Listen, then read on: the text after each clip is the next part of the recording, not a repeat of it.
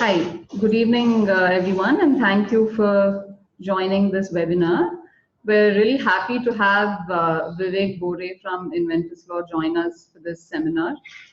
Vivek has tons of experience advising startups and venture capital firms in the US, and we're looking forward to hearing him share his perspectives this evening. So without further ado, let's get straight into it. So over to Vivek. Thank you, Neela. Thank you, Samad Partners. Thank you for everyone who's attending this webinar. Eager to share our thoughts on this interesting subject and to field your questions and have, I think, a good discussion today. So as we launch into it, let's talk about what is a term sheet. A term sheet is, what our name called, it's a simple two-pager. It could be very detailed. Basically, the intention of a term sheet is to set forth the basic terms for, in this case, a venture financing or a financing into a startup technology company. And the purpose of a term sheet is to ease the financing process by setting forth certain key terms that allows the drafting of the documentation, of the definitive legally binding documentation to be done rather smoothly, and to generally help ease the process as opposed to jumping straight into legally definitive documents and just negotiating and debating over that. You set forth a term sheet to kind of help with that process. So I'm going to outline key concepts in US style VC term sheets. There's very, there are books written about this and tons of articles, but I think what I'm hoping to do is outline certain key concepts, kind of think through them, talk through them, and hopefully field some questions you might have about this. I think I'm going to go through the US style term sheets. Neela will come back on, talk about India style term sheets, and then I think we'll discuss key differences in areas, differences in different approaches between the two ecosystems. So the kind of big first item usually on a term sheet is the valuation, and how is valuation determined? It's for early stage startup companies, it's usually a very nebulous game. Sometimes it depends on the quality of the team, the market they're in, if similar companies in the space have received funding, what terms have they received funding. So it's a very kind of a sometimes an art as much of a science. But the importance for you, as founders in evaluation is to understand, based on the say that you value the company at $4 million and you're raising $1 million in new capital. So post money 4 + 1 5. So that $1 million translates into essentially 20% of the company following the investment. And this is also determined. A key thing to understand is how you determine capitalization in the terms of a financing and evaluation is based off the concept of fully diluted capitalization, which involves a denominator would include all the outstanding stock and all rights, warrants, and options to acquire stock, and typically assuming conversion of all outstanding promissory notes, SAFE, and other similar instruments. So it's all that, not just what you've issued, not just what you've even necessarily authorized. It's also the convertible notes or SAFE, which, if you may not be familiar with the concept, is a new type, came out the last few years. Y Combinator, an accelerator in Silicon Valley, introduced it. Stands for Simple Agreement for Future Equity. It's a typical instrument you use many times in Silicon Valley for early stage investments.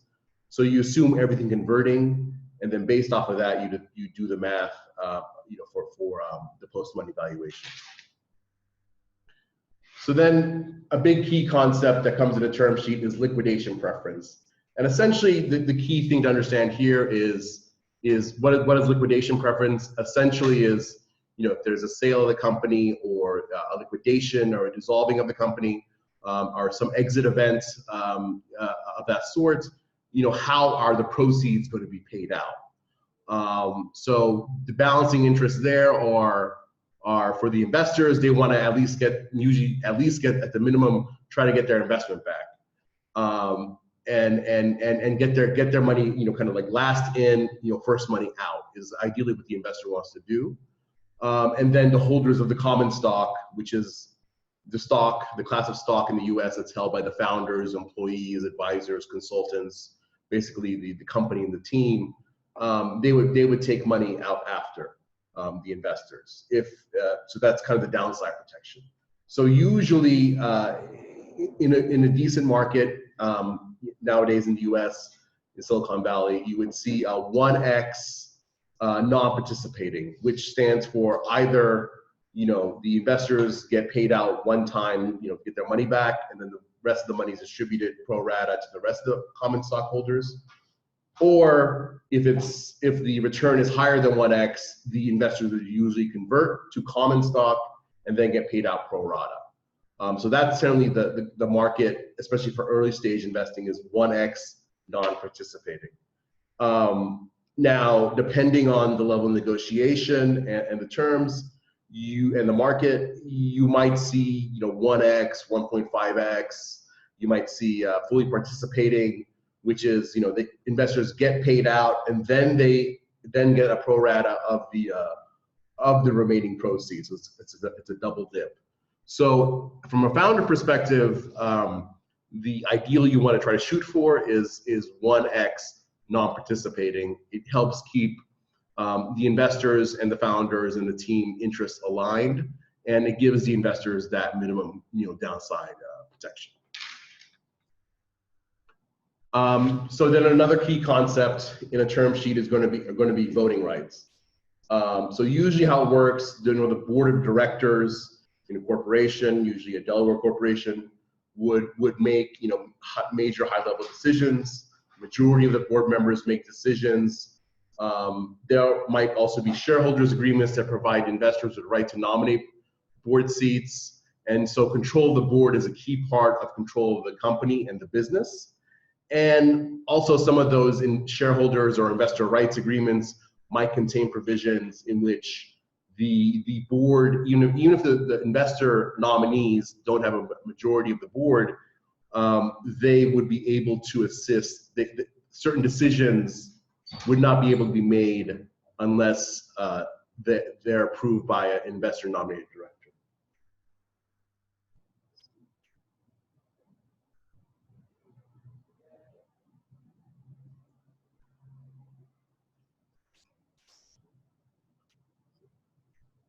Technical issues.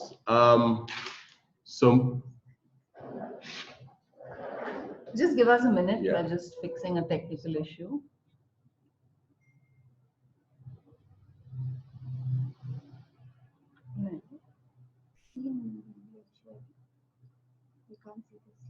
okay, so we should do maybe a new share and then share this PowerPoint. Yeah. No, the desktop or the phone? PowerPoint. Yeah.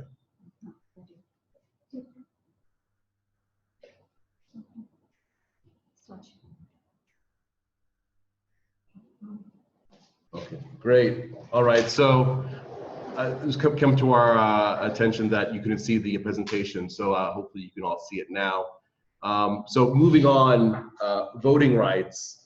So we have the board, very key area, and as founders usually, and the investors, there will be negotiation on how much the board kind of flexibility you have. Usually earlier stage financings, boards are still going to have majority of founders on the board. So as a founder, you'd want to try to retain as much, just simple majority of the board can make decisions. The investor would then want to have a check, maybe on major board decisions of certain extraordinary, sale of the company or licensing of all the IP or taking on a major debt would require the investor nominee of the board to approve that as well. And then the protective provisions, these are essentially veto rights that investors have over certain actions to be undertaken by the company, even though they may not own majority of the outstanding shares in the company. And from a founder perspective, especially, and just from a company operations perspective, you need to keep this list limited to only really material actions. Because the key thing here is you're balancing, as you can see, there's a tension here of the need to run the company, make decisions, and especially with a startup, speed of activity and actions is a requirement that you want to retain. Limit these protective provisions, essentially the veto right an investor might have to major actions like a sale of the company, issuing new shares of stock that have better preferences than the investors' shares of stock. So those types of decisions. If you see a term sheet in which they're getting into the minutia, or you feel they're limiting your ability to conduct day-to-day business, that is something that, as a founder or as a company, you potentially try to push back on. And as I think on the investor side, you want to balance your ability to control and have checks, but also you need the company to be able to operate and function smoothly. There's also a concept sometimes you'll see, depending on the term sheet, the investor either might or may not get a board seat, or if they're not a lead investor, they may not be able to nominate a board member. So you'll have this concept of a board observer. Ideally, you want to keep that very limited and only as needed. You don't want board meetings to turn into, 3 to 5 board members there, then 6 or 7 observers. It could just get a bit chaotic to manage. So you want this limited to 1 or 2 at most, ideally 1. And then another key provision, obviously, exit rights. I think it's very key here at this point also to kind of drive home, why is a financing happening? It's not just happening just to simply put money into the company and feel good about that. It's to put money into the company from the investor perspective to drive the company towards an exit and to see a certain type of return from the company. So there will be provisions in the agreements and the term sheet and the later definitive agreements that address those concerns. So a key thing is drag along rights. Investors have a right to force a sale of the business. So ideally here is if it's just investor triggered drag along rights, then they can only be triggered after a certain time, maybe 5 to 7 years, or they require separate common stock approval and/or founder approval to at least keep things balanced in that regard. Redemption rights are investors have a right to force the company to buy their shares at the then fair market value. Again, this is something that either is best from a founder perspective, best avoided, or something that you should hold out for 5 to 7 years, usually what you see in the U.S. market. And you'll then come across this thing, usually just says standard registration rights. And that talks about a specific U.S. issue in which investors can force the company to make a registration, a public offering of the company's stock. It's rare to see it triggered, but from the company perspective, you want to make sure that this can only be triggered, on rare occasions and with a high level of investor approval. Moving on to dividends. Dividends are distributions to shareholders. Again, not commonly declared, not commonly paid up with the startup, because the whole point being is to whatever money or profits are there to reinvest within the company to drive it towards the exit. I think again, I say it again, the key point that the investors, founders, everyone should be thinking about is that exit. That's when the payout should happen in most cases for startups. So it's okay to have dividends, 5 to 8%, but they should be non-cumulative, and they should be only granted subject to board approval. If you see anything different than that, I would definitely push back and see that as something that is not market.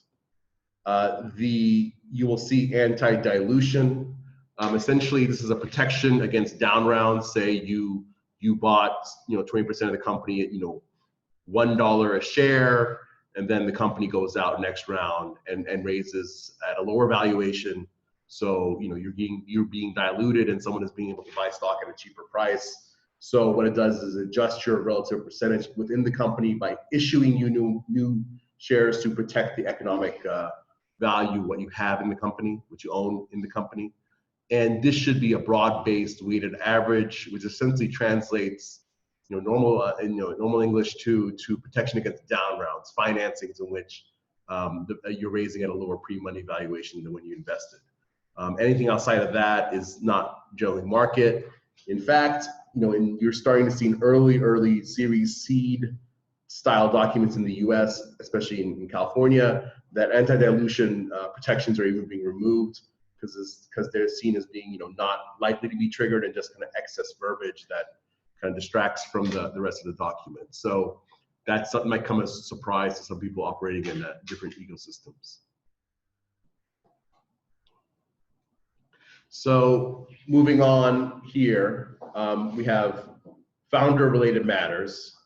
So this is the kind of negotiation rights that investors will have vis-a-vis founders or commitments they'll make them make to the company. So first one that you usually see in a term sheet is a right of first refusal. So this is in the event a founder is going to sell his or her shares to a third-party buyer, the investors have the right to purchase their pro rata portion of those shares at the same price. Co-sale rights, which is you as a founder, you found someone who's willing to buy your shares, and then the investors have the right to sell the pro rata portion of their shares at the same price. Founder lock-in.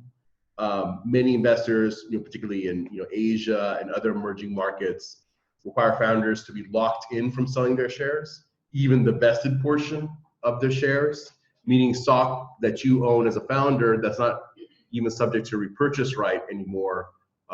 Nevertheless, the investor would want to see your commitment to the company. And then I think when we get into Neela's portion of the presentation, we'll kind of discuss a bit more maybe why the founders are a bit more controlled in certain emerging ecosystems, because there is a need and urgency to ensure that they're committed to the long haul and pushing towards the exit, as opposed to an investor putting in money and then maybe 6 months, 1 year later, founders selling some of their shares, doing a partial exit and not being as incentivized or committed to the company. And what you see typically all around is founder vesting. So this is typically 4 years on a monthly basis, starting from the time founders started providing full-time services to the company. And another matter that you will talk, I think, a bit further on the India side of things are founder representations and indemnification, which is rare to see in U.S. style term sheets. The founders directly making representations to the investor, and is not generally market. It's usually the company itself making representations, or the company itself being directly liable and not the founders themselves, directly. Then usually after you do, especially a venture financing round, the founders will enter into a formal employment agreement. Founders, they should get a written employment agreement, and then you need to negotiate those terms carefully. And things to consider are obviously, the terms of which you're terminated, can be terminated, who makes that, how does that decision go? Is there, will you get a payout or acceleration of your vesting if you're terminated without cause, or you're forced to leave for good reason? Essentially, they're kind of trying to force you out in certain ways, or can you receive acceleration based off of an acquisition and being let go for cause, without cause, I'm sorry. So these are kind of things you'll need to really be able to negotiate. And I think from a perspective, legally speaking, as a founder, this is you then, because many times when you start the company and you feel you're, one and the same, or you, the founding team, the company feel that's, one and the same. And many times it is, on a day-to-day basis. But as you raise money from VCs and become more institutionalized and grow the company, you as a founder should, have your own legal counsel that is looking out for you vis-a-vis the company and the investors. So there's kind of a triangle of interests here that's developing as you move along in this process. So moving on here, participation rights. These are the investor's right to purchase new shares to be issued by the company. Essentially, say you raise, 4 million, that 4 million, you raise the 1 million, Next round you go out, you're raising at a 10 million pre, $2 million at a $10 million pre. And so you would first, as you are closing down that investment, you would give certain of the previous investors the right to buy these new shares at that purchase price. And you would want at the pro rata amounts, you want to limit to the pro rata amounts, because if they're able to buy more than pro rata amounts, that might affect your ability to bring in other VCs you might want to bring in and could turn off new investors. And also there's a concept in which you want to limit these rights to major investors. So investors who have invested above a certain threshold, be it 200,000, 300,000, 500,000, relative to the size of the financing. And sometimes it's crafted as a right of first offer where the company is required to go to existing investors first before being able to explore investment opportunities with outside investors. So that's a bit of a negotiation regarding how much you as a founder or as a company would want to be able to go out into the open market, talk to new investors before coming back to your previous investors, or how much you want to be able to just have to go to them first. So oftentimes these are where the legal meets the business and strategic kind of considerations. So information rights, usually this is another area in which you want to restrict it to major investors. So it essentially translates to investors' right to receive certain financial information. Unlike India, audited financials are not necessarily for all classes of company. Usually this translates into quarterly reports and maybe an annual, depending on the size, sophistication of the company, annual audited financials. Some of them, sometimes it might involve a business plan and then report tracking on that business plan. So it just really depends on you and the size of the startup, whether you have the kind of in-house capability to really meet the reporting requirements, and as an investor, how much you need to know and be informed vis-a-vis the company's ability to comply with these reports and not be distracted or have the inability to do so.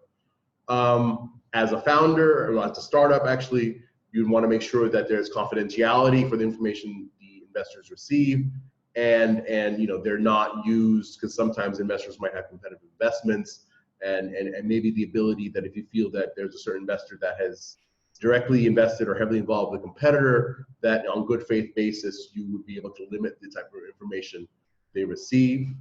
And then there are standard visitation rights, which usually are, you visit the company's offices and be able to examine the books and records.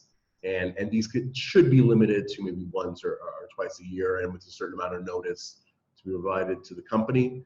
And also as a stockholder, as a side note, in Delaware, you do have certain rights to examine books and records as well. So just be aware of this. I think the key thing here is just to understand, if you're the company, to make sure that this is reasonable and you're able to comply with this, and to be aware of where you might need to push back or really enforce your confidentiality, or be aware of competitive investments that certain investors might have. So that is where we are on the US side of things. Just a brief overview. I'll turn it over to Neela now to discuss things in India. Thanks, Vivek. I think that was really interesting, and I've made a note of a few questions that I have on some of the items that you mentioned. So we'll take that up when we sort of have a bit of a conversation about the key differences. So without further ado, I'll just jump straight into giving a brief overview of how term sheets are viewed, structured, implemented, understood in India. So two things to keep in mind even before we start looking at the key features of a term sheet, which is the fact that there are two main laws that would come into play. One is the Companies Act, which is a central statute, and the other is the Foreign Exchange Management Act, right? And VC term sheets in India are fairly similar to their American counterparts, with some key differences. and localizations necessitated by these legislations. So we look at those. And I think we have a lot of startups on the webinar. So wanted to put in a quick word on how FEMA impacts the life of startups in the fundraising process and in connection with VC term sheets. So the key thing to keep in mind is that because India is a capital controlled economy, the flow of foreign funds in and out of the country is very closely regulated, monitored, and there's a fair amount of paperwork and compliance involved. And we know that startups, generally, entrepreneurs are very busy with implementing their ideas and running the business. So nobody wants to do paperwork, right? So paperwork is very boring. But if you don't ensure that you have the paperwork put in place, it can really delay and impede the way in which you're able to raise and the speed with which you're able to raise VC funds later on. One example of a fairly common non-compliance which we see when startups are in fundraise mode, typically pre-VC, but very early stage, is typically startups will raise money from friends and family who may be living abroad, right? And is this money foreign direct investment or is it not? So this is a key question that startups must keep in mind when they're raising money, because the amount of compliance and paperwork involved would increase, right? And this, if it's not addressed properly, it can become an issue later on, and this is something that we come across. So wanted to flag this FEMA issue for startups. I see that a few people are raising their hands. I would request if you can hold on until we have set aside 5 to 5:30 p.m. for questions. So we'll take them all together if that's fine with everybody. Thanks so much. The next slide is, that's fine, isn't it, Vivek? Yes, fine. Yeah. The next slide I have is a quick word on the Indian Companies Act for foreign venture capitalists, right? So while the Indian government is doing a lot of tom-tomming about how we're increasing the ease of doing business in India, so on and so forth, I'd like to point out that the Indian Companies Act, and we replaced our 1956 Act with a new act in 2013.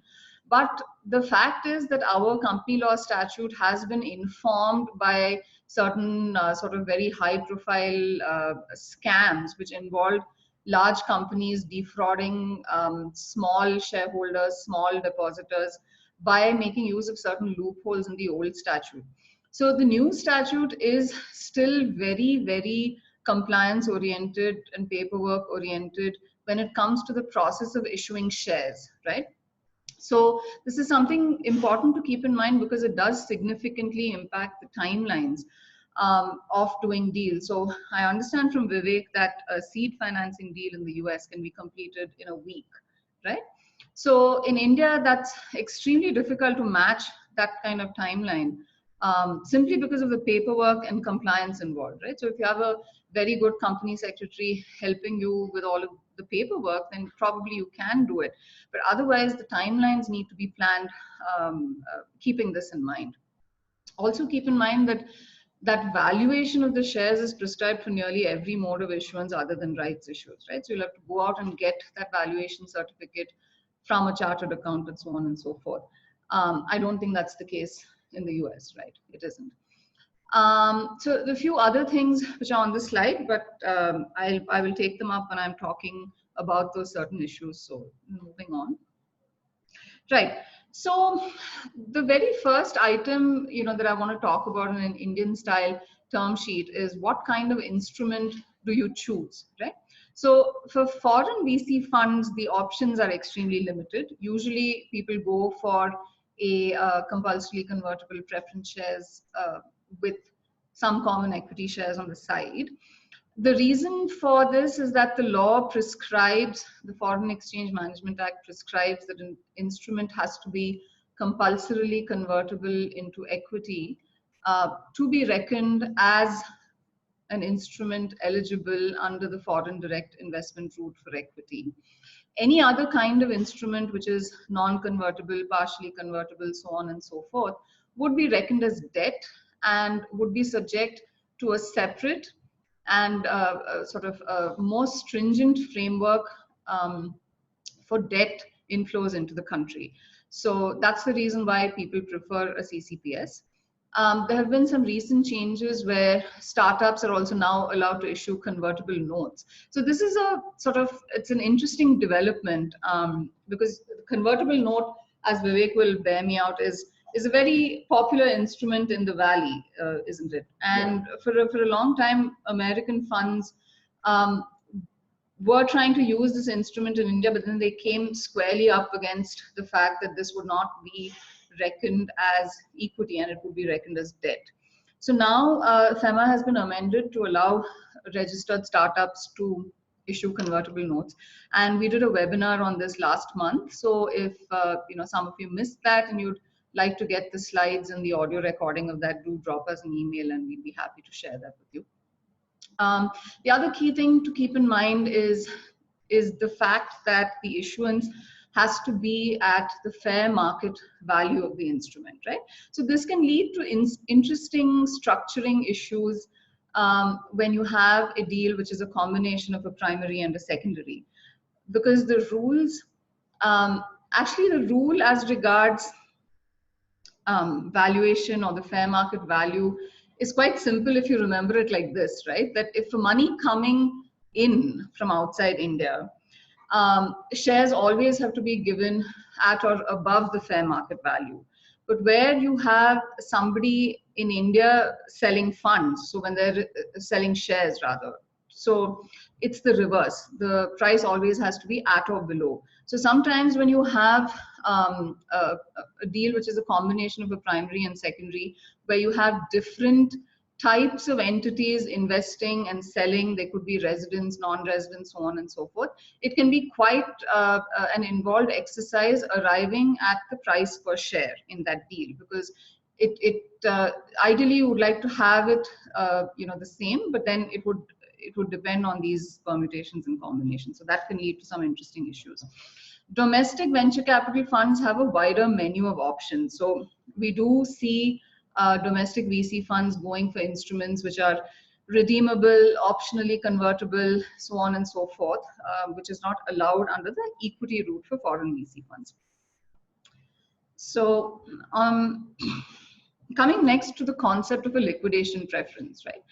So here there are several interesting issues. So I think Vivek mentioned that the standard in the US is to have a 1x non-participating, right? So in India, we see a variety of asks as far as the liquidation preference is concerned. It could be 1x participating, it could be 2x, it could be 1.5x, it could be higher than that, but then it would perhaps be capped. So there's a wide variety of options in the market. And how a liquidation event is defined can also lead to some interesting outcomes. So a typical definition is the one that you see up on the slide, which includes dissolution or winding up. It includes a sale, transfer, merger, or any other transaction resulting in a change of control and or a disposal of substantially all of the assets of the company. So Vivek, is this what a liquidation event definition looks like? Yeah. Right. And so, the India specific issues that come up with this, right, is first of all, winding up a company is extremely difficult. So unlike in the US, where I understand that if the company has monies in it, it can be shut down and those monies can be distributed to the shareholders. So does that happen often? Usually, well, in the startup context, just a dissolution is usually happening when the startup is failed. Right. Yeah. So there's usually no money in the bank. Because the way the model works is that people invest, and then that money is really spent, and then at that point you go to the wall, and you either can't raise more money, you can't find an exit. There might be some IP there. That's might be of value. There might be some minimal cash. At that point, then there are situations in which the IP as an asset could it get distributed to the shareholders. Of course, priority will go to creditors, then if they're paid out, then it'll go to the shareholders. Okay, so Vivek is agreeing with me that actually a dissolution or a winding up is usually only when the startup has failed, which is also typically the case in India as well. Of course, in India, it also takes an extremely long time. So this is not really, if you're in a dissolution or winding up situation, then you can forget about your liquidation preference, because it's not like you're going to have a terrible amount of money to make out of that. The other point where it gets tricky is that the item, which says sale of assets. Now, so if a company is doing a sale of assets, then what happens is that the consideration is again sitting at the level of the company. So in India, there really isn't a very clean mechanism to then distribute those monies to shareholders, including investors. So is there a way around that in the US, or it's the same problem? A way to distribute? I mean, you have a lot of flexibility. I mean, the usual issue is if they're creditors, like the company owns, because they'll have priority. But absent that, you would have, a plan of distribution. Because the board is talking with said you approve a plan of distribution. If there's agreements, usually the issues are, disagreements by the investors or the founders, and kind of how they get it. Especially if it's a non-cash asset, then that could be an issue. But for the most part, though, the parties are in agreement of how to do things, then it's struck. But from legally speaking, a lot of this. Okay, that's interesting. So that's a key difference, I think, between India and the US. That in India it can be quite not straightforward to do this. But what Vivek says is that in the US, if the stakeholders agree on a plan of distribution, then it is possible to implement this kind of liquidation event. The other key thing to note in the liquidation preference challenges in India is the fact that if it's a foreign VC fund who is supposed to get a certain amount of money as liquidation preference, it may not be possible to take that out unless you're able to substantiate the same with a certificate of fair market value, right? That the money that you're getting for these shares is in fact the fair market value of the company, and not otherwise. So, and Vivek, is there something similar in the US? If it's an arm's length transaction, third party coming in, there's a lot of freedom to negotiate with the two parties negotiate the value. Valuation and that being done at fair market value, that comes into play with stock option grants, employee stock option pools. And that will have a separate matter. But in the context of financing, so long as there's a third party arm's length relationship between the parties, then the parties can negotiate each other's price. Okay. So that's why you see, certain clauses which I think are very specific to the Indian context, right? So because it's this difficult, sometimes we find that VC funds insert clauses like if they're not able to recover their liquidation preference through the agreed modes, then the founders would make it up to them, right? Or they'd find some other mechanism to operationalize this, which comes with its own set of complications. But that's what it is. Right. So the next slide I have is on exit rights. So in Indian VC term sheets, we sort of typically see these kinds of exit options being put in. And as Vivek and I discussed earlier, this is one of the key points of difference, which we'll come to that in a bit.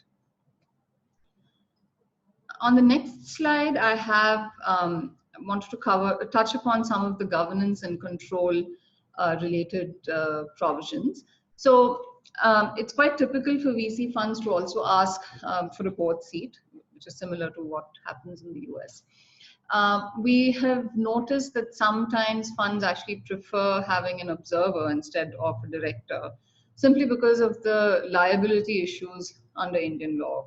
So the Indian Companies Act, really regards directors as sort of a position that comes with a significant amount of duties and liabilities attached. So this is something that the nominee directors of investors of VC funds should keep in mind, because while now it is also extremely standard to have a D&O insurance, it's very important to make sure that you're reading the fine print of those D&O insurance policies, because sometimes the way it is written, you think you may be covered for some items, but actually you're not, and you never find that out until things have really gone south.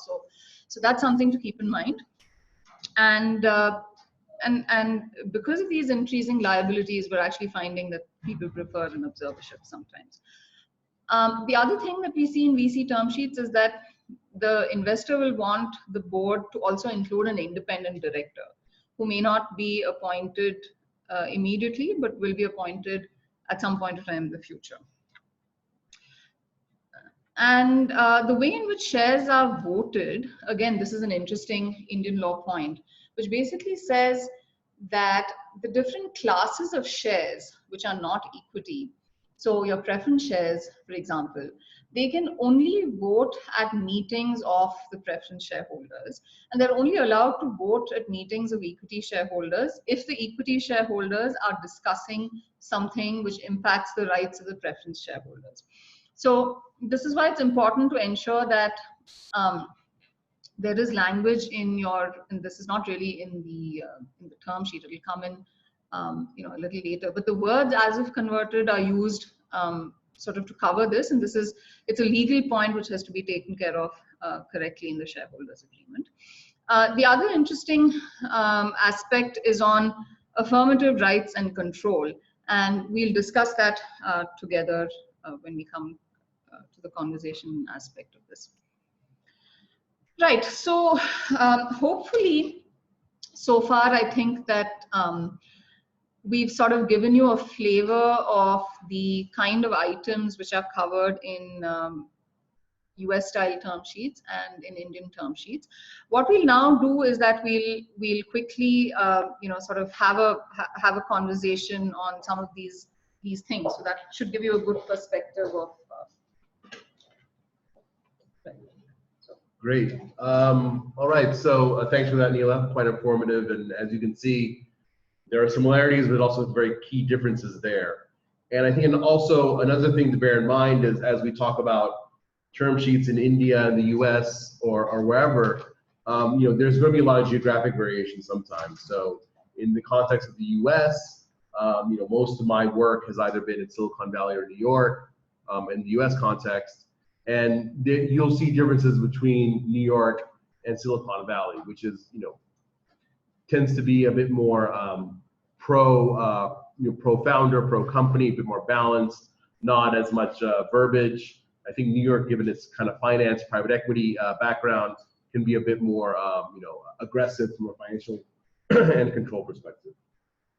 So I think that's an interesting point, right? Because in India as well, there are VC term sheets and there are VC term sheets, right? So I think it also depends on sort of, like you said, the background, is the investor coming from a more PE, M&A kind of background, then we see that the asks that they have are fairly aggressive, and then it becomes quite challenging because you're not speaking the same language. Sure.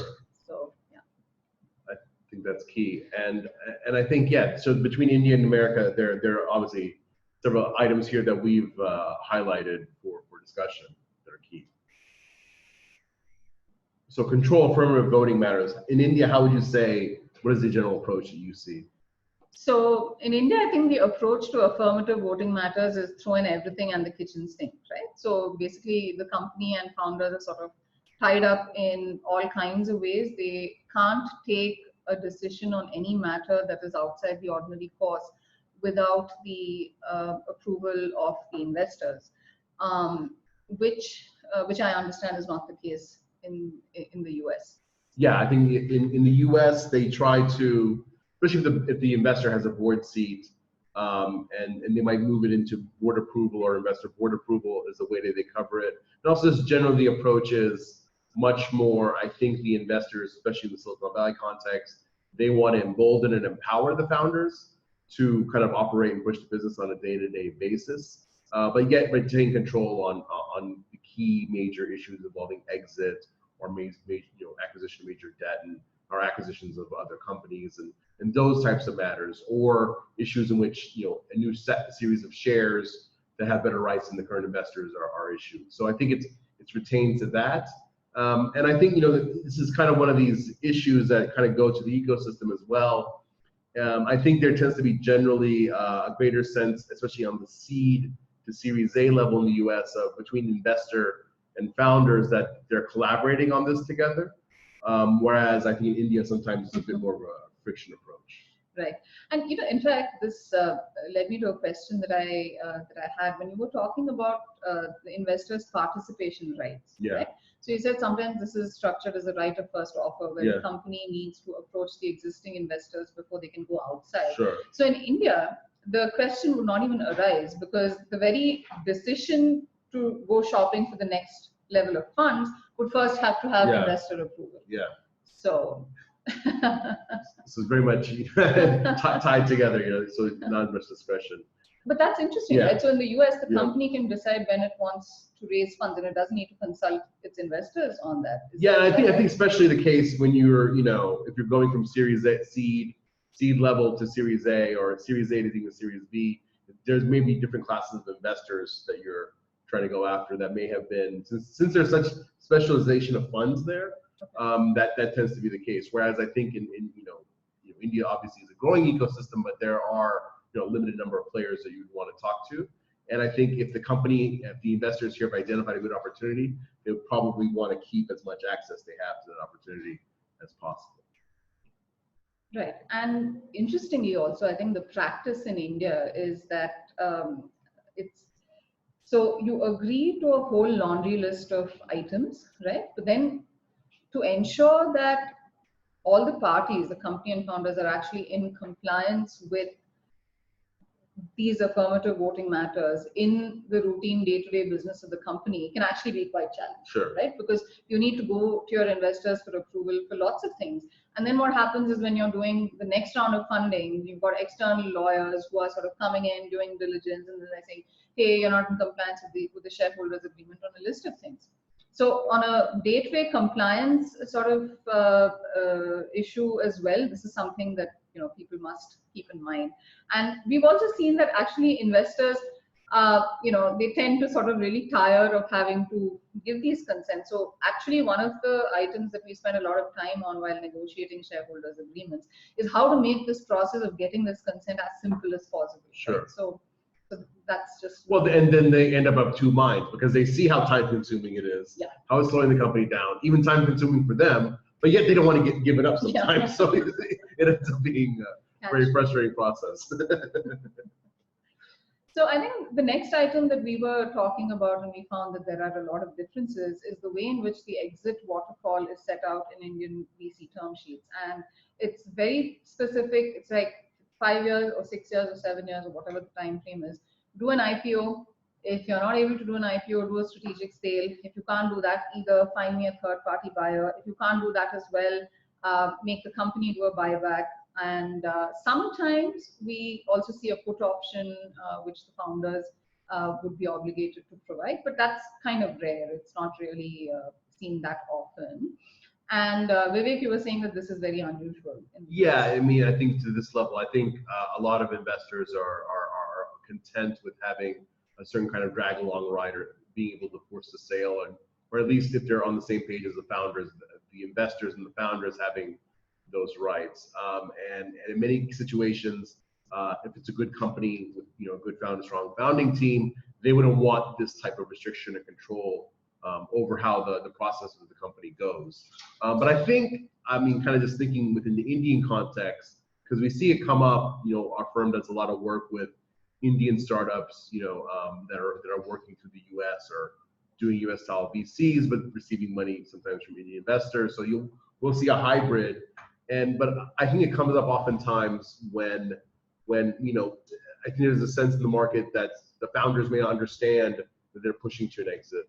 They're pushing to get to that point. So the investor feels they have to spell this out in great detail to really push towards that end.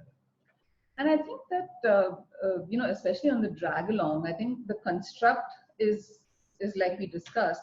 So you were saying that it could be sometimes that the investors can trigger the drag along, but there is also a possibility that the drag along can be triggered if the company, its board, and the founders all agree. Sure. So it's like a consensual decision to sell the company.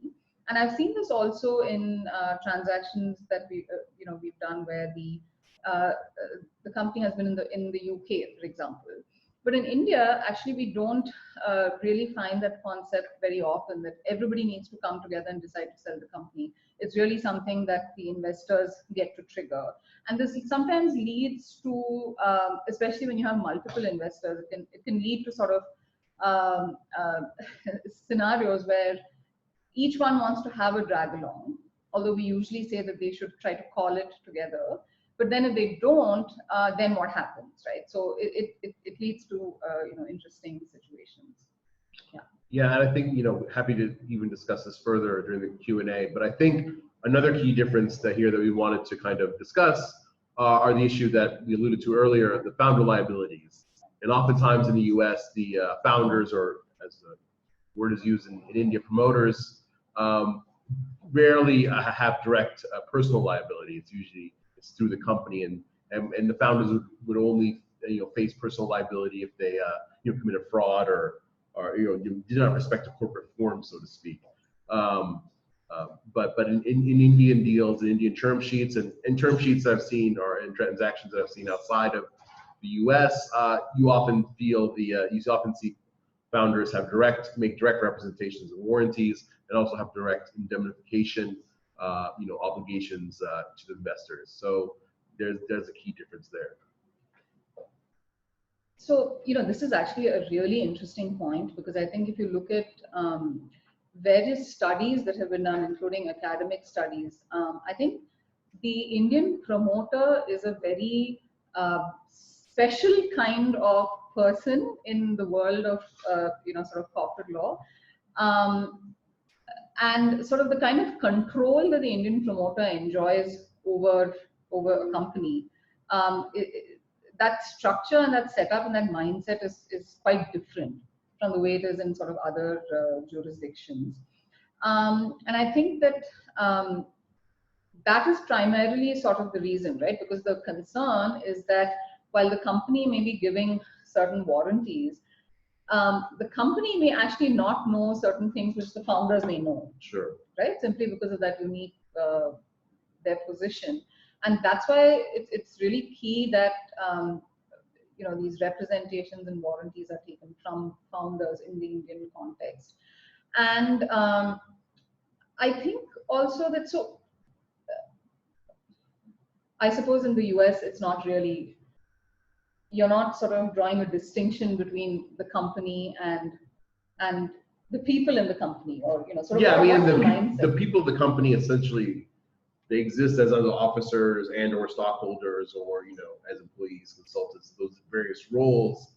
And then I think there's a way to control them within those roles. So the investor has a board seat, the board hires and fires officers, the CEO is not compliant, they can potentially terminate them. So I think, and especially as the company moves further along, the kind of founding team and the company itself is an institution. And I think there's a lot of focus just on that, and not the personal liability of the actual founders, right, absent them disregarding the corporate form. Right. So what we're also finding is, so there are two things, right? So the warranties and representations in the agreement definitely, funds insist that both the company and founders are providing those warranties. As far as it comes to liability for breach of those warranties, right? So we find that a lot of global funds, like the big American funds, which also do India investments and do multiple India investments, are actually the most reasonable on this, sure, right? So I think they're kind of following that US model. So they're very clear that, for example, they don't really want to go after the personal assets, so on and so forth, of founders. So that leads to some interesting drafting that we do. Well, because I mean, there's a situation in which, because as a startup, things are so uncertain, things are hazy, that everyone could have been doing everything the right way, but the money is lost. But maybe a certain investor doesn't fully appreciate the risk involved, and they want to go after the founder because of potentially some ambiguity, or at least make their life difficult. So And I think also in the US with the better companies, you see greater competition to invest in them. So if these terms are introduced, it would not be well regarded, I think. And I think, there's a lot of kind of sense, in the, especially in Silicon Valley, in which the better investors want to be seen as fostering good founders, pro-founder on the side of founders, and wanting to develop good companies and inviting those relationships. So I think terms like this would not be kind of welcomed. Now, let it be said that if there's an exit and the company is selling shares to another company as part of that, like a stock sale or something like that, then oftentimes, the stockholders will have to give certain representations and warranties. But those are then usually limited to them owning the stock and having the title to assign and all that. So So yeah, I think maybe we can touch on maybe some statutory differences. So ESOPs under Indian law, that there are some issues there. Yeah. So apart from sort of cultural and control and other kinds of differences in the way in which funds look at them, in India, there are certain reasons for why term sheets are written the way they are, simply because the law may or may not permit a certain thing. The New Companies Act, for example, says that you can't issue ESOPs to promoters. Recently, there's been a relaxation that allows registered startups to be allowed, those promoters can be issued ESOPs, for example. So this may also need certain types of structuring. Of course, and there are all the other FEMA-related issues also that we sort of pointed out. So, yeah. Great. Did you have anything else on this slide, or we'll just move to the next one? Right, so the next thing we wanted to quickly talk about is that we do see a lot of cross-border transactions these days, right? So you either have Indian companies targeting US investors to raise funds, or there are also, sort of Indian entrepreneurs who may have moved to the US to set up companies for various reasons there, and they may also be looking to raise money from Indian accelerators or other VC firms in India. So how does everything that we discussed impact some of these different types of transactions is what we wanted to cover. So first we'll talk about the situation where Indian companies are raising funds in the US. Yeah, and this is an area in which we're quite active in. And I think the key thing to keep in mind here is if you're raising funds in the US, you more likely than not, you should. In that case, you usually have a market in the US or potential exit into the US at some point down the road. So you would want to set up a Delaware corporation as your parent company. And many funds make that a requirement. I mean, oftentimes I had $1 every time I heard someone tell me that an investor will only start talking to that when they set up a Delaware company. I wouldn't be doing this job. But anyways, so I think it is very much a prerequisite to if you're going to go to Sand Hill Road and try to raise some money to have that structure in place. And I think the key thing, and as noted here, they can be complex depending on how far down along in the process you are. So I think the key thing as founders of a startup is to understand your product, your market, where the life cycle is, where the exit possibilities are. And it's, for example, if you're doing B2B SaaS, you got to be setting up in Delaware because your customers are going to be in the US, your exit opportunity is going to be in the US. There really is no compelling reason to not set up through a Delaware company. So more often than not, if you're in the tech space and looking for certain types of exits in certain markets, then setting up in Delaware is a good thing to do. And the sooner you do it, the easier it is. You get that structure in place, and then you can just kind of move on from there. But if you raise some money, then decide strategically you need to flip it to Delaware, all these things can be done. It's just you would need just make sure that who's advising you on the tax and legal side are experienced in these types of transactions, because India has some very unique rules and requirements that need to be met. And just even if you're doing the simple flip, if you just started, just make sure you're working with advisors who are experienced in the space. Yeah, and this is something that I think it's an interesting paradigm, because in our experience, we've seen that US investors sort of may not, rightfully so, be aware of the complexities that this raises from an Indian perspective, simply because India is a capital-controlled economy. And anytime you see the word cross-border, there's anything cross-border which involves an entity in India or a person in India and a person, in some other country, then there is definitely a FEMA implication, right? So there are FEMA implications, there are tax implications. So startups really need to ensure that they're being correctly advised on all of these fronts, because it's very important to make an informed decision. Vivek, I have a question. So in the US, for example, do you find the Delaware Corp sometimes flip to other jurisdictions? And if so, how easy is that? Just to get a sense. That's a very rare occurrence. You might see it in a situation in which there's some attempt to offshore into a type of tax haven, Cayman, BVI, something along those lines. But those are very rare. That's a very costly, complex. So it's usually it's very rare for it to happen. So most times, more often than not, you'll just see them sitting in Delaware and playing out the whole life cycle in that manner.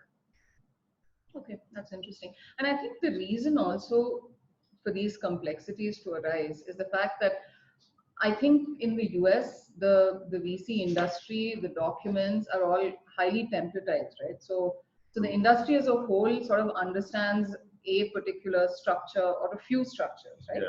But in India, simply because you can have sort of various kinds of investors who may be of different regulatory types and who may be governed by rules of the regulator in terms of where they can invest, where they can't invest. So to reproduce the cap table in the flipped entity can become very challenging. So that's just like, so I think that a lot of the complexities in India are also coming from the fact that, and this is something that I've heard a lot of VC funds complain about at different VC fund forums, is why can't we have templatized VC documents in India, right? Because they're not. While as far as term sheets go, we cover all of the items that we discussed. But when you actually come to the shareholders' agreement, there can be, while the template looks the same, there can be sort of several variations depending on the company, the sector, the investors, right? So it's just, I think it's a little bit like how India is, right? So yeah. We're like immensely diverse, so that diversity kind of plays out in the VC industry as well. I'm sure in a few years' time we may sort of become as templatized, but yeah, that's present sort of state of affairs, I think. Yeah, and I think following up on that point, I think that it's just the VCs, but also I think that the law firms and all the service providers, everyone needs to agree to be on the same page on it. So I think in the future it's moving in that direction, but I think it should get better in the next few years. So quickly, just cover one last point before we move to Q&A.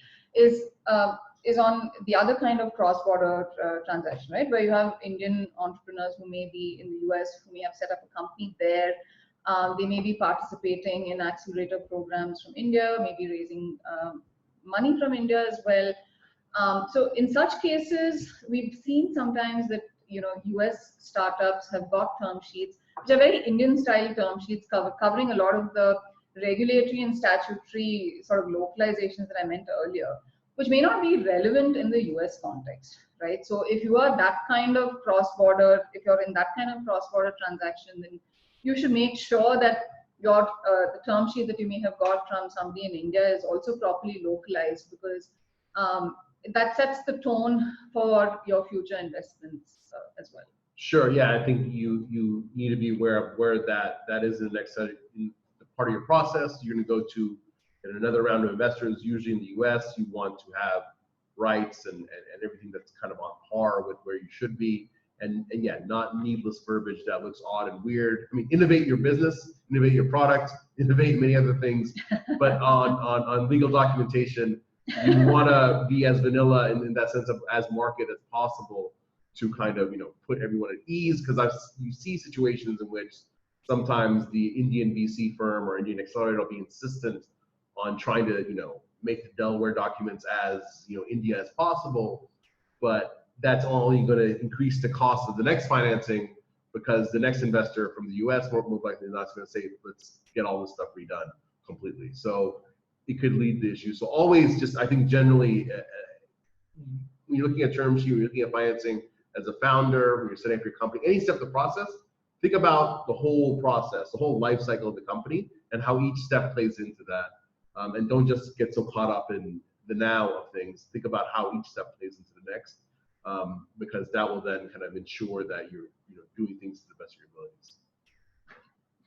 Excellent. So thanks a lot, Vivek. So Thank we you. will move to questions that people have.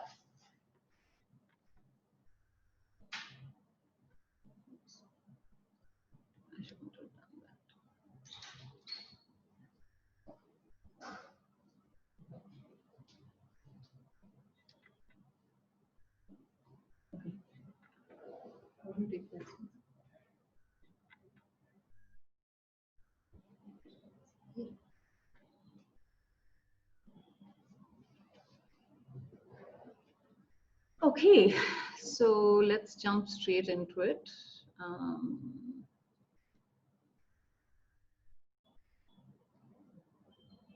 Yeah, Joginder, you had a question on redemption rights. Do you want to?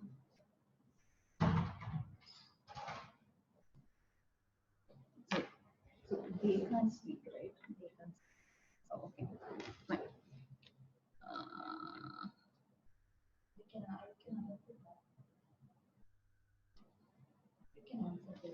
No, so how do I get to ask the question? Answer the question. So should I? I know, but do we do it online or do we do it? Oh, okay. Okay. So you just give us a moment. We're just trying to figure out. Just one moment. And then there were some people who raised their hands also. They raise a hand, they'll write the question. Oh, okay. We'll start typing. Question answer, we'll write here. You should reply.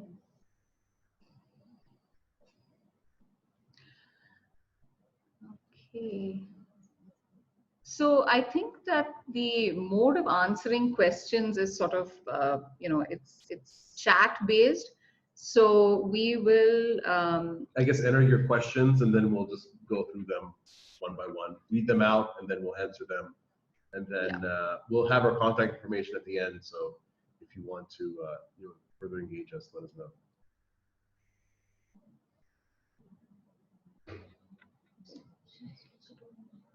Look at that, the Q&A. Just go to.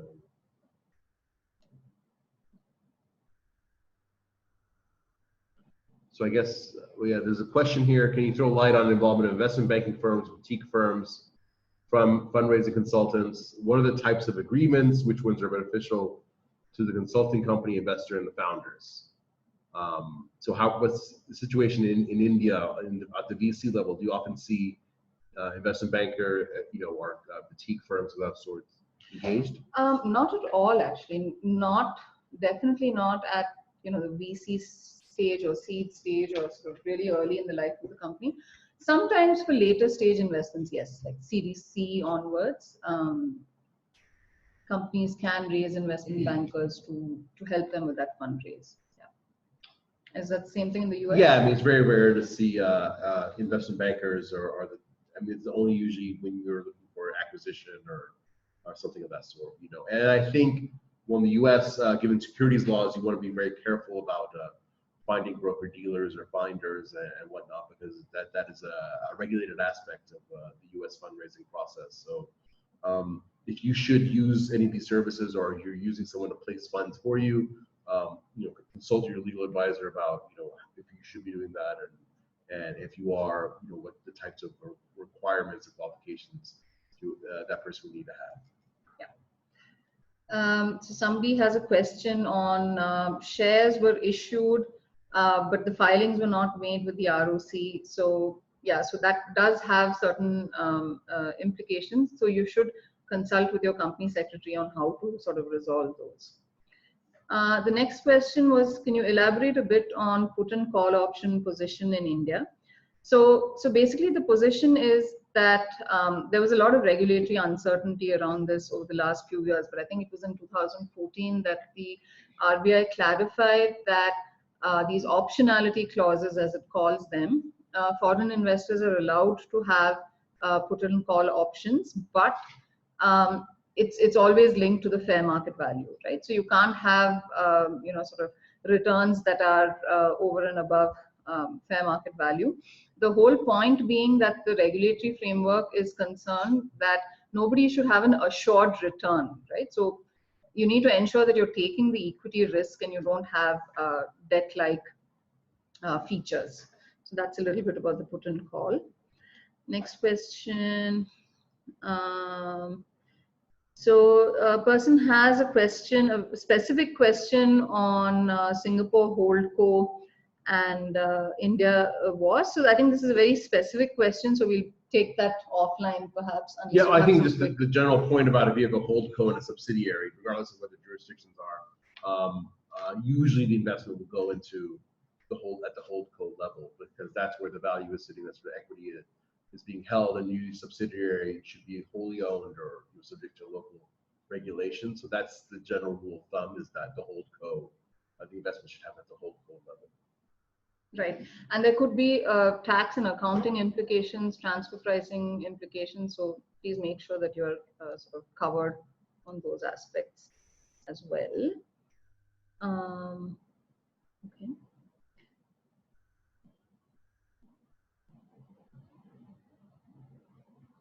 So there's a question about legal recourse in case investor is not sticking to the tranche-based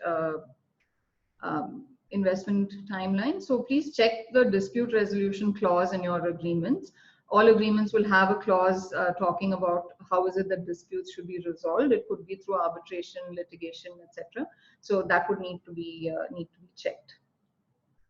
You want to add anything? Yeah, I think, yeah. So I just ensure that you sign a legally binding agreement, that it wasn't just in the term sheet, which usually on things as far as investments and investment amounts is not going to be binding. Make sure it's a legally binding, the stock purchase agreement, for example, agreement or something along those lines that discusses the tranche facility and how it's done, and yeah, consult with I guess legal consultants wherever that investor is in the U.S. because that's probably the best place to go after them.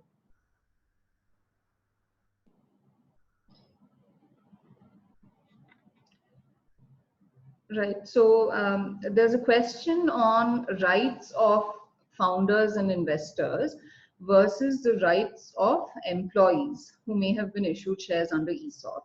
So typically what we see in India is that while employees are issued shares under ESOP, typically there are restrictions on the transferability of these shares as well, because usually the company will not want employees to be making changes to the share capital table of the company by transferring shares to other persons. So there would typically be a right of first refusal, so on and so forth. And ESOP shares would also be covered under things like the drag along clause, so on and so forth. And typically the right attached to these shares is that if there is a liquidation event in the company, if there's a sale of the entire shareholding of the company, then the employees will also have the right to participate. We've also seen cases where in a late stage fundraise, a Series D, for example, where there are both primaries and secondaries happening. The employees are also given liquidity in that stage. So that's how ESOP and employee shares are treated in a VC context. Hope that answers the question, Jovinder. Did you have something? Yeah, to share? I think from the U.S. side, you would have usually the employees who own shares in the company, ex-employees especially who own shares in the company after exercising a stock option, they would have generally their rights as stockholders under Delaware corporate law to that extent. Beyond that, having other special rights is not quite rare at all. Okay. Okay. So, Guru, you have some very specific questions on the SHA, which I will take offline. I thought we were going to talk about stamp duty, my favorite thing. Really? separate webinar. Okay. Someone has a question on the legality of the LP clauses. So, as I mentioned earlier, so the enforceability really depends on the two key governing statutes, which is the Companies Act and the FEMA.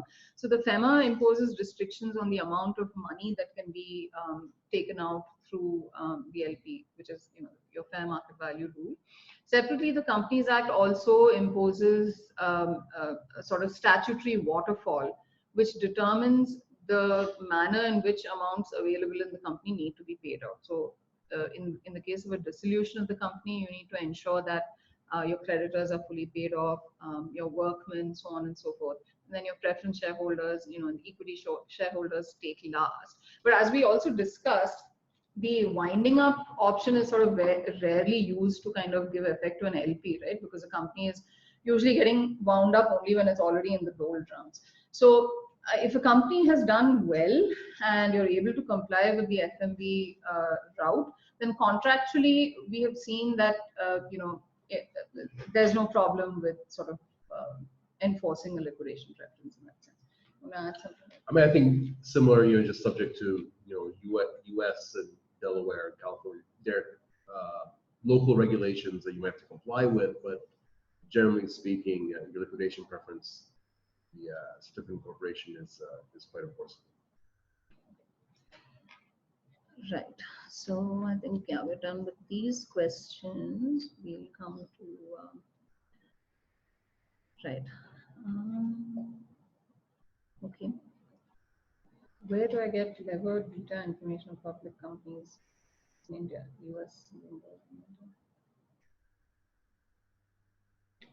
So I think for public listed companies, there are a lot of disclosures which they are required to make with the stock exchanges. So that could possibly be one avenue. Since this is mainly focused on VC sort of stage companies, we can't elaborate further on that. Sorry.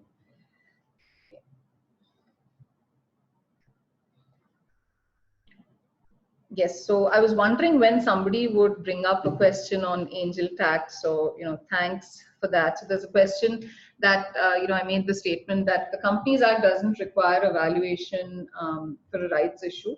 The question is, certainly you may need a valuation determination from the income tax perspective, especially if funds are raised from domestic angel investors. So you're absolutely right. Tax-related valuations may be required.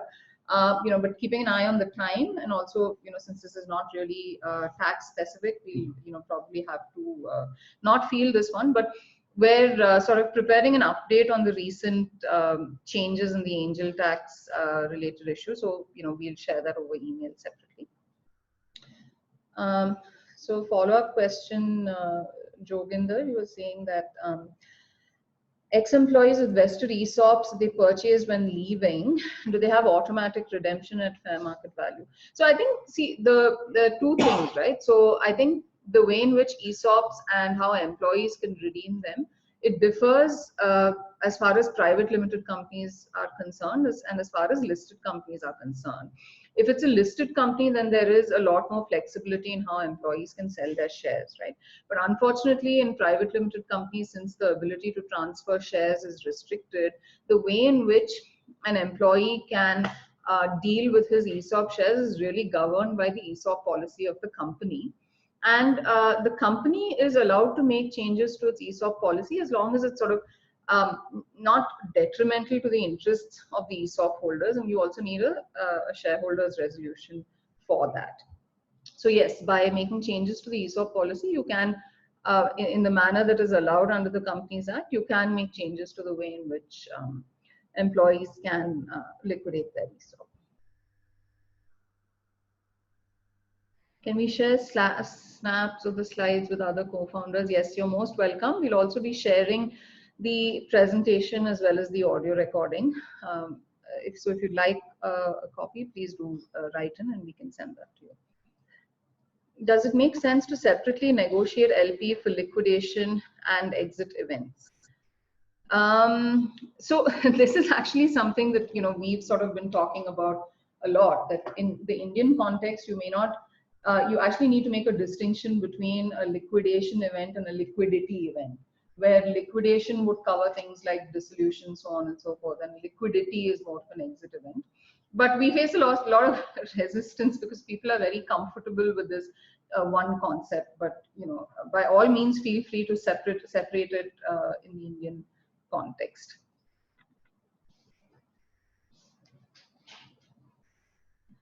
Okay, does the ROFR not become a deal issue often, as an external investor would always be apprehensive that the existing investors can buy out?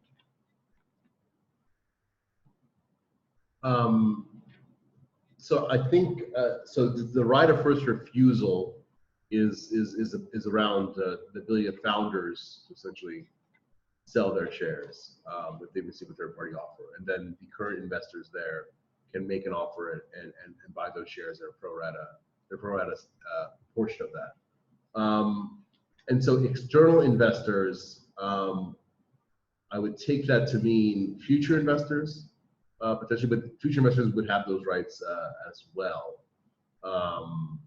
Yeah, so I think that's how you would external investor would come on, unless there's an exit. So basically, the whole point of the whole ROFR is to keep the shareholding as much as possible within the current group, and then if there's an attempt to raise more money, it's done through new investors, or if there's an attempt to seek an exit, which everyone participates in, because the investors want to avoid the founder, having a partial exit, or these new investors that haven't been approved by the others to join the company.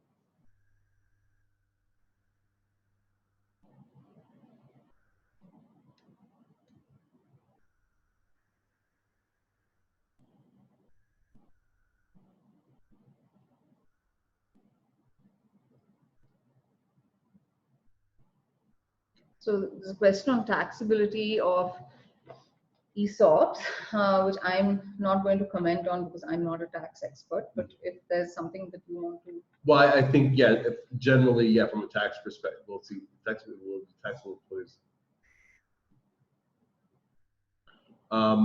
This is something I think you would it needs to be analyzed on a case-by-case basis, and you need to speak to a tax advisor, determine what your tax residency is, and under which tax regime you'd be under, and all those details. So that's a whole separate analysis, and it should be done by a tax expert.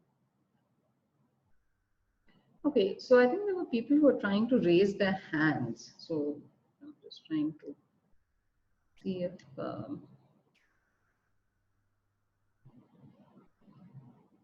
don't think any of them are raising their hands now. So give it up.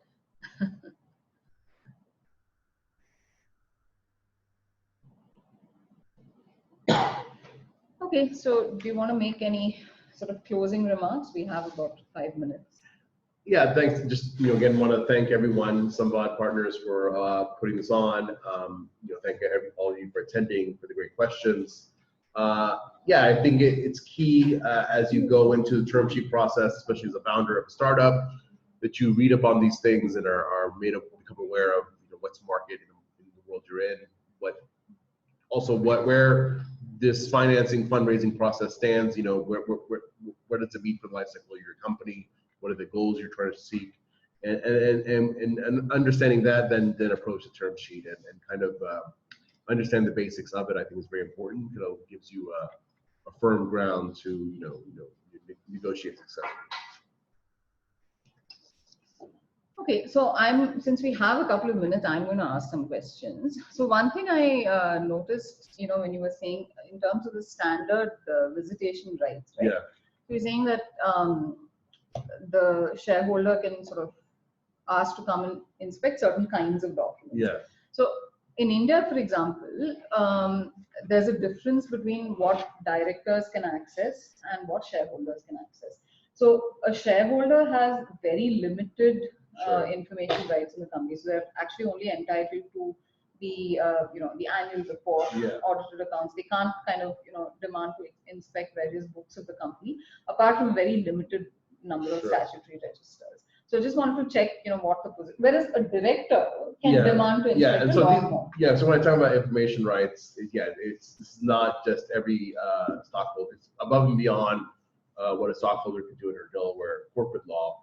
And that's also why I mentioned that it should be restricted to major investors, so people who've invested above a certain threshold, so you don't have every person coming there. So it's a contractually created right that is above and beyond the typical kind of standard stockholder rights, and it's a limited right for certain major investors in the company. But it's a similar kind of distinction, right? So shareholders have a very limited. So that's why you create the special information rights that's in the investor rights agreement. Okay. So since we have a couple of minutes, do you want to take that stamp duty question? Just for me. Only if we have a stamp. Just a second.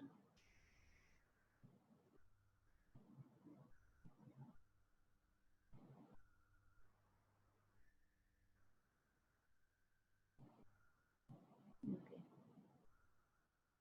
This is very specific. I think let's take it offline. Guru, we'll come back to you on your questions. Okay. So anybody attending in person, if you have any questions, feel free.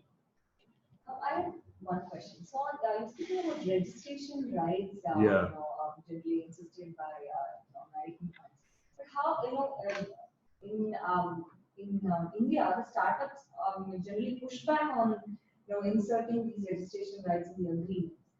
They're like, how is this going to be enforceable in India, and how does it work for us? And why are we required to follow these requirements? So, how do we handle such scenarios? And what is the best way? And just to give some context, I think that the reason is simply because flip structures have become so common, and then you also have Indian companies who may want to list on overseas stock exchanges. So the Indian funds are also trying to cover the fact that if there is ever a going public situation in some other jurisdiction, then they're also covered in that instance. So clauses like that, I don't think anybody in India understands what they mean, right? Because they're talking about a listing under US law.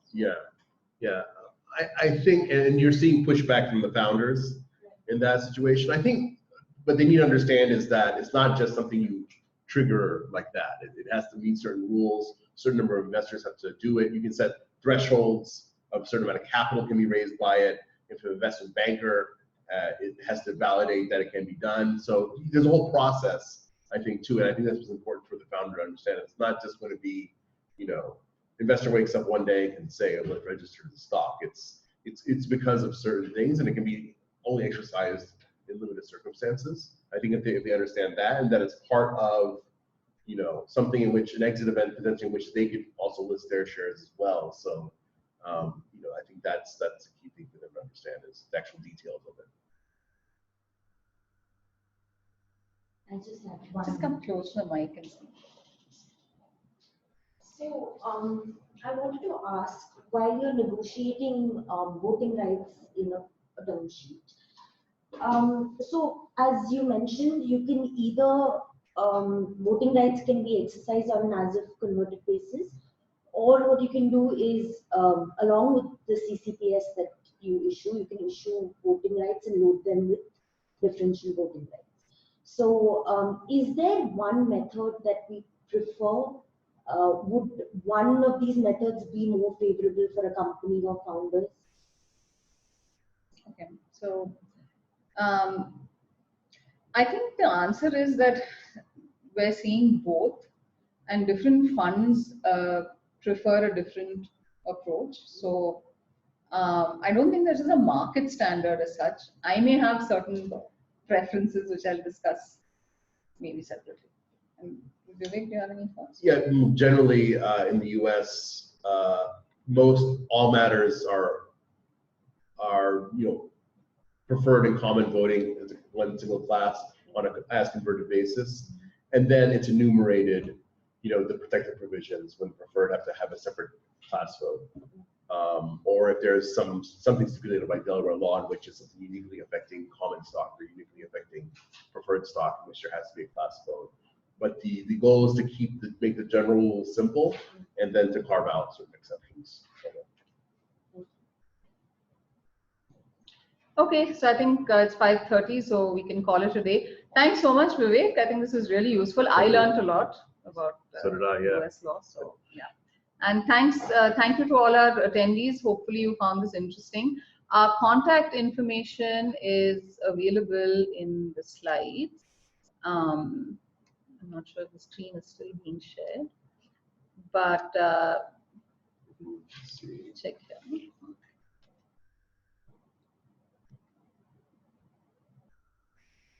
There you go. So there's our respective emails. So feel free to drop us a note, and happy to help any way we can. And thanks for attending, and thanks to Samvad, and yeah, have a good day. Thank you. Thanks. Thanks everyone. Bye. Bye.